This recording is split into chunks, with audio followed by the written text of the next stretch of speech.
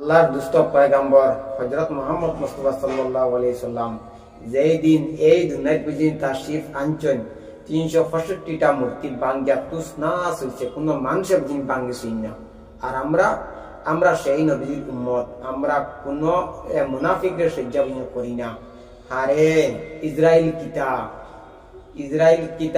Israel আর America কিতা, আমরা সেই মুসলমান, আমরা কোনো মানুষের আমরা মূর্তি পূজা করি না, আমরা করি আল্লাহরে, আর কোনো মানুষের গুণ করি না। তোমরা হলে আমরা 100 বাপ নাই।